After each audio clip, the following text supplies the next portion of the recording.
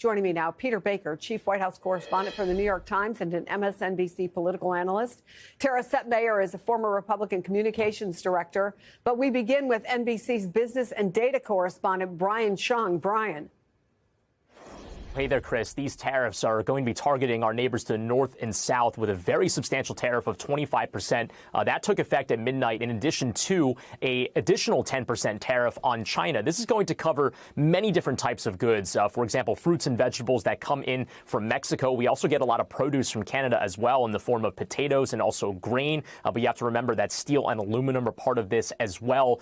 This is a really, really big deal when it comes to the economic relationship between the United States and our neighbors to the north and south, specifically when it comes to the automotive industry. We import so many parts from Mexico and then assemble so many cars in Canada, which means that in some cases you have the same vehicle that might be sold in the United States that gets tariffed multiple times. That's the reason why you have some groups like the Anderson Economic Group that is projecting that in some cases some vehicles can get as much as $10,000 more expensive as a result of these tariffs. We've already heard some retail companies opine on the tariffs this morning. The likes of Target and also Best Buy chiming in on this. Best Buy saying that, quote, our entire assortment will pass along some level of tariff costs to retailers, making price increases for American consumers, quote, highly likely. And then Target saying in their fourth quarter earnings that if there's a 25% tariff, those prices will go up. So these are coming to stores near you, really kind of underscoring the reaction on the Wall Street as well,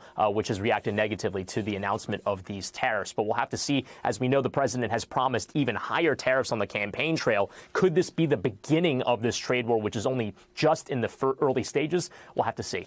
Back to you, Chris. Thanks so much, Peter. Thanks so much, Brian. Peter, stock market tanking, threat of even higher prices. I mean, and all of this, obviously, as the president has a pretty big speech tonight with the idea of telling the citizens of America that things are getting better. Talk about what you're seeing and the challenge now facing Donald Trump, which seems to be moving by the minute.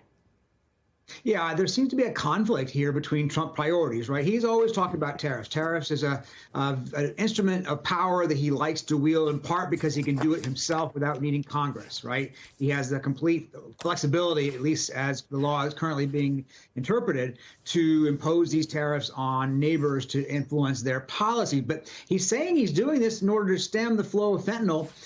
Because fentanyl deaths are on the rise. In fact, they're on the decline. They've been actually going down substantially in the last year, so about 24% down last year compared to the year before.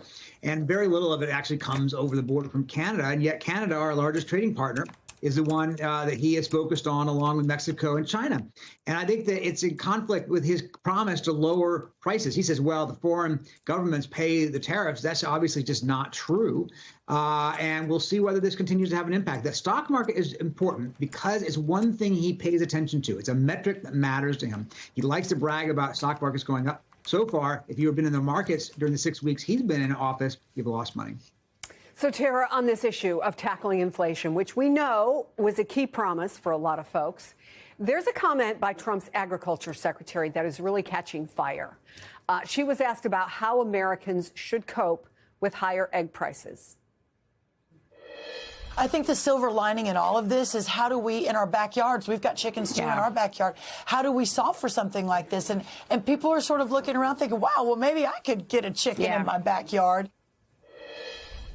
You're a communications expert. What is a Republican member of Congress supposed to do with that? Yeah, this is problematic. Republican members of Congress are already feeling the heat from a lot of their constituents because the DOGE cuts, the indiscriminate decapitation of a lot of our federal agencies here, is impacting everyone across the board. It's not just the owning the libs that a lot of MAGAs thought that they were getting by supporting Donald Trump. Republican lawmakers have to answer for what's happening in their own communities, and farmers, agriculture, veterans, all of these things are being impacted by this. And the price of eggs was the signature catchphrase for the election. But the price of eggs, well, according to Trump's own USDA, egg prices are going to go up possibly to 40% more for the rest of the year. And that is something that I think could have been, if what's going on could be handled better, they would need to explain to the American people, well, why are egg prices at 40% higher now? You promised us you would bring the cost of everyday goods down. This tariff war does not do that either. I think the Republicans are going to have to explain to the American people why Donald Trump's actions so far in his few weeks that he's been in office, how has that improved their lives? It hasn't. And no matter what they keep saying, they're trying to gaslight the American people into believing that everything's better. This is much better. You're going to have to go through some pain, but it'll be better eventually. I don't think that's what the American people voted for. They didn't hear about that some pain part first in order to get this magical, better economic situation when the economic situation was actually pretty good under Joe Biden. But a lot of the American people didn't feel it. They're feeling it right now.